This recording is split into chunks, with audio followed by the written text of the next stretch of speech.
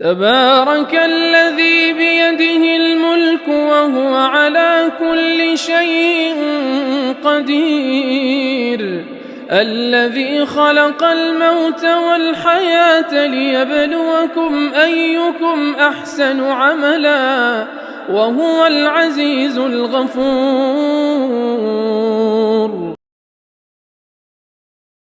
السلام علیکم ورحمۃ اللہ وبرکاتہ. بسم اللہ الرحمن الرحیم. علامہ انور شاہ کشمیری بر صغیر کے ان کبار علماء میں سے ہیں جنہوں نے علوم دینیہ کے تمام گوشوں کا احاطہ کیا اور بحیثیت مفسر، محدث اور فقیہ دین اسلام کی نہ صرف ترویج و اشاعت کا فریضہ انجام دیا بلکہ دین متین کی صحیح تشریح و تعبیر پیش کی اور اپنے علمی اور روحانی فیض سے ہزاروں تشنگان علوم کو سیراب کیا.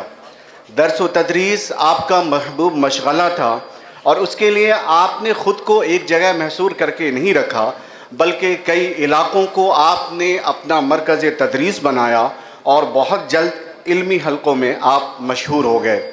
آپ نے اپنے تدریسی سفر کا آغاز مدرسہ امینیہ سے کیا. پھر اس کے بعد جب والدہ کے انتقال کی خبر آپ تک آئی تو آپ کشمیر تشریف لے گئے اور وہاں آپ نے وہاں کے مکینوں کو طرح طرح کی بدعات و خرافات میں مبتلا دیکھا.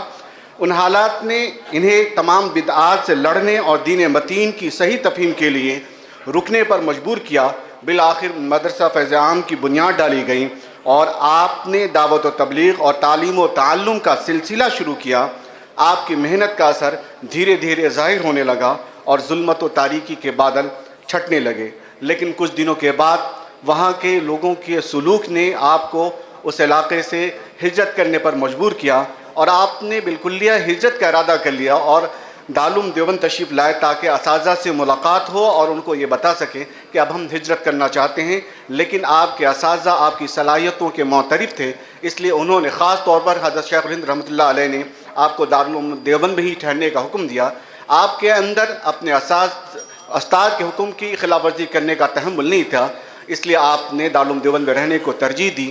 آپ کو شیخ الہند بنایا گیا، صدر المدرسین بنایا گیا.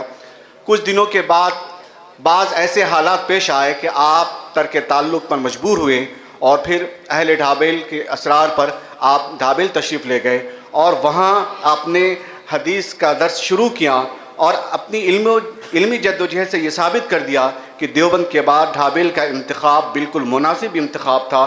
انہوں نے ڈھابیل میں خود کو صرف درس و تدریس تک محدود نہیں کیا بلکہ خرافات و بدعات جو اہل گجرات کے مزاج میں داخل ہو گئی تھیں ان کو جڑ سے ختم کیا اور ایک نورانی اور روحانی فضا قائم کی. والسلام علیکم ورحمۃ اللہ وبرکاتہ.